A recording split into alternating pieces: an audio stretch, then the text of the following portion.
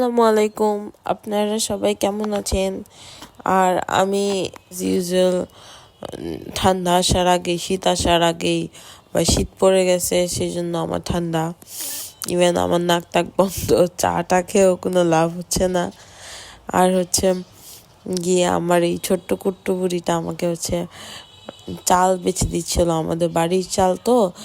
তো এর মধ্যে দুই একটা গিয়ে ময়লা ময়লা না মানে কেমন কালো চাল থাকে, সেটা ফেলে দিচ্ছে। তো আজকে সিম্পল একটা রান্না করব, হালকা করে গরুর মাংসের পাতলা ঝোল করব। মানে এইটাই খেতে মন চাচ্ছিল এই সর্দি কাশির মধ্যে, ঠান্ডার মধ্যে।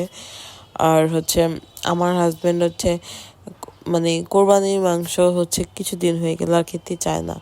তো তার জন্য আমার টাটকা টাটকা মাংস আনায় দেন মানে আমি তো আনি না, সেই এনে জাস্ট নর্মালি রান্না করতে হয়। আর এই ওয়েদারের মধ্যে গরুর মাংস দিয়ে গরম গরম ধোয়া ওঠা ভাত বা পরোটা দিয়ে খেতেও অনেক ভালো লাগে। এখন আমার গরুর মাংসের রেসিপি অনেক সিম্পল হয়। আমি এই যে গরম মশলা দিয়ে পেঁয়াজ আর তারপর আদা রসুন বাটা আর আদাটাকে প্রথমে আমি কুটকুট করে কেটে নিছি। আর এই পর্যায়ে এসে আমার মানে যে ভাস্তি বলে আমার যে ভাসুরের মেয়ে, ও বলতেছিল, মামুনি আমি তোমাকে ভিডিও করে দিব। তো ওর খুব ইচ্ছা, সে আমার এখানেই তার সারাদিন খেলাধুলা, তার এটা সেটা এত কিছু। আমার ঘর একদম অগোছালো হয়ে রয়েছে, বিকজ আমি একটু সিক টাইপের ফিল করতেছিলাম।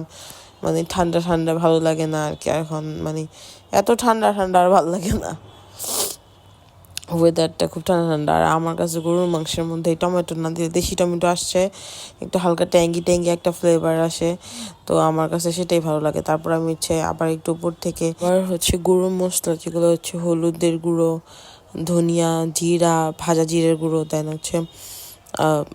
আর কি মরিচ গুঁড়ো, এগুলো দিচ্ছি। এট দ্য সেম টাইম আমি ছোট যে দেশি আলুগুলো এখন বের হয়েছে, নতুন আলু, ওগুলো হালকা বয়েলের জন্য রেখে দিছি। ওগুলো ছিলে আমাকে ভেজে দেওয়ার কথা বলছে, মানে আমার আম্মু আমাকে যাই হোক বলে যে ইনস্ট্রাক্ট করে, কিন্তু আমার মধ্যে এত ধৈর্য নাই যাচ্ছে। আমি এই পাতলা ঝোল মাংস রান্না করতেছি, এর মধ্যে আবার আলুরে ভেজে টেজে দিব। আমি জাস্ট নর্মালি দিছি।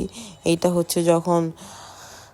যখন হয়ে আসে তখন আমার একদম লোভ লাগতেছিল, কারণ আমি সকাল থেকে কোনো কিছুই খাইতে পারতেছিলাম না।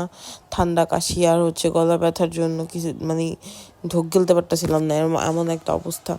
তারপর জিরে গুঁড়োটা দেওয়ার পরে একটু ফেড হয়ে যায় কালারটা, দেন আবার ঠিক হয়ে যায় একটু পরে। আর আপনার আমি জানি না সবাই কি গরুর মাংস রান্নার মধ্যে টমেটো ইউজ করে কি না, কিন্তু আমার অনেক ভালো লাগে টমেটো ইউজ করলে। যে কোনো খাবারের মধ্যে টমেটো আমার খুব প্রিয় একটা জিনিস। তো এখানে এই পর্যায়ে এসে আমি ভাবতেছিলাম কি করব। দেন রান্না শেষ হয়ে গেছে, দেন আমার হাজবেন্ড বলতেছিল আসতে দেরি হবে। দেন আমি একটা মাংস টেস্ট করার জন্য নিয়ে নিলাম, একটা আলুও নিছি, একটু ঝোলও নিছি। আমি একটু ছুঁচা টাইপের, যে রান্না করতে করতে একটু টেস্ট না করলে পরে যদি রান্না মজা না হয়, একটা ব্যাপার আছে না। দেন আমি আগে আমার এই গরম গরম থাকার জন্য আমি এখানে রাখছি, আর গরম গরম ধোয়া ওঠা ভাত দিয়ে একটু এতগুলো হাড়ের মাংস ছিল, মাশাল্লাহ। এই মাংসটা রান্নাও এত মজা হয়েছে। ইভেন আমার মন মতো আমি ঠান্ডার মধ্যে এরকম গরম এভাবে আলু দেন মাংস দিয়ে এভাবে মেখে মেখে খেয়ে নিচ্ছিলাম। হুটহাট করে আমার এভাবে খাইতে ভালোই লাগে। দেন আমার হাজব্যান্ড আসলে ওর কাছ থেকে তো আবার খাবো, রাতে খাবো। আমি আর এখন আজকে আমার খাবো না।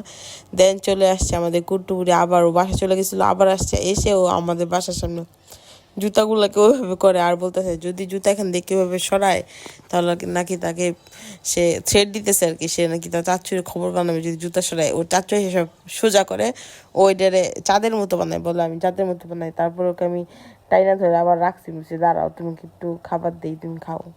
এই তো আমাদের চাচি ফাতিজির সারাদিন সকাল থেকে দুপুর পর্যন্ত এমনিই কাটে। আপনাদের সময় কেমন কাটে আপনারা জানাবেন। আল্লাহ হাফেজ, আসসালামু আলাইকুম।